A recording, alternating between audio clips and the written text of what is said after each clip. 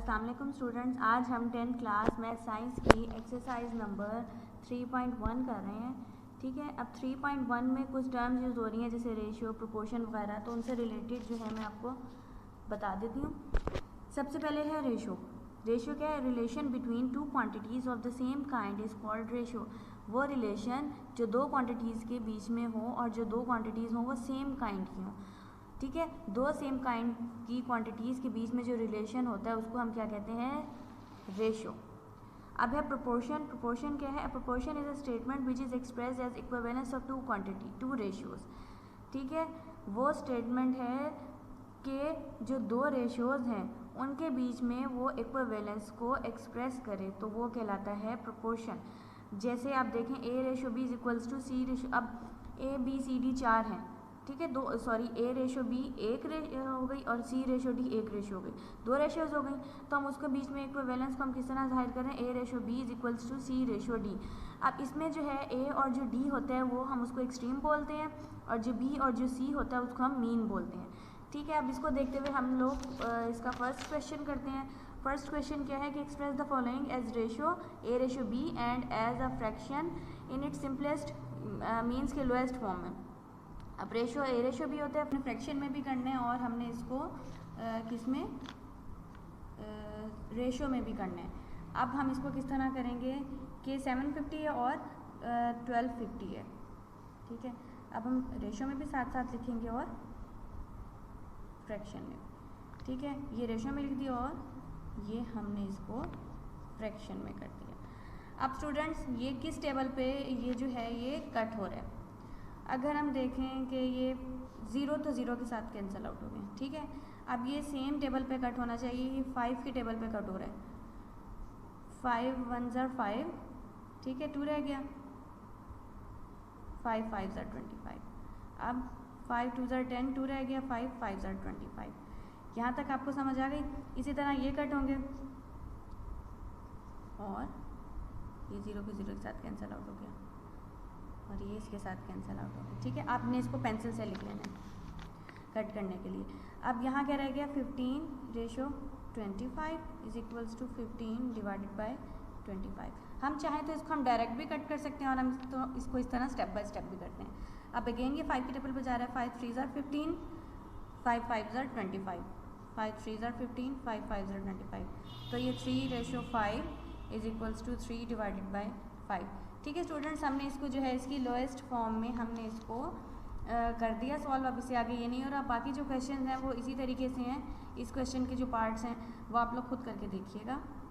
Students, हम लोगों ने सेकंड क्वेश्चन करना है। सेकंड क्वेश्चन में क्या है कि in a class of 60 students 25 students are girls and remaining students are boys. Compute the ratio of. हमने किसकी रेशो करनी है? मतलब वो कह रहे हैं कि एक क्लास में 25 स्टूडेंट्स हैं, 60 स्टूडेंट्स हैं, उसमें से 25 जो हैं वो गर्ल्स हैं और जो रिमेनिंग हैं मतलब 60 में से 25 निकाल के जो बाकी बचे हैं वो बॉयज़ हैं।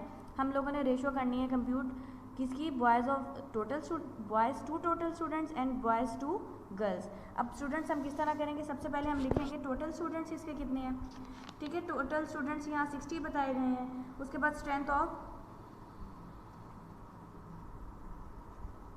गर्ल्स, स्ट्रेंथ ऑफ गर्ल्स उन्होंने 25 बताई हैं। अब स्ट्रेंथ ऑफ बॉयज़ उन्होंने क्या बताया था? अब आपको पता उन्होंने कहा था कि रिमेनिंग, तो 60 में से 25 निकल गए थे तो रिमेनिंग कितने रहते? 60 माइनस 25 हो जाएंगे 35। मैंने 60 माइनस 25 क्यों किया? क्योंकि उन्होंने स्टेटमेंट में बताया हुआ है, क्वेश्चन में बताया हुआ है कि 25 जो है गर्ल्स हैं 60 में से और जो बाकी बचे हैं वो बॉयज़ हैं। तो हम 60 में से 25 गर्ल्स को निकाल के जो बाकी बचेंगे वो बॉयज़ हो गए। अब फर्स्ट वाला हमने क्या करना है कि boys to total students, to total students. ठीक है, अब बॉयज़ टू टोटल स्टूडेंट्स हम करेंगे। 35 जो हैं वो बॉयज़ थे, टोटल स्टूडेंट्स थे 60। ठीक है, अब ये सेम टेबल पे कट हो रहे हैं। ये हो रहे हैं 5 के टेबल पे। किस तरह होंगे? 5 7 ज़र 35, 5 1 ज़र 5, ठीक है, 2 रह गया, 5 2 ज़र 10, तो 7 रेशो 12। ये हो गई किसकी? बॉयज़ की। अब हमने सेकंड क्या करना है? सॉरी, ये हो गए बॉयज़ टू टोटल स्टूडेंट्स। अब हमने करना है boys to girls. Boys to girls students हमारे पास क्या था 35 हमारे पास थे बॉयज़ और गर्ल्स थी 25। अब ये 5 7 ज़र 35, 5 5 ज़र 25, तो 7:5। ठीक है, अब स्टूडेंट्स यही हमने सॉल्व करना था, हमने इसको फाइंड आउट कर लिए। अब स्टूडेंट्स हम लोगों ने इसका थर्ड क्वेश्चन करना है। थर्ड क्वेश्चन में 3 × 4x - 5 = 2x - 7y, find the ratio x ratio y।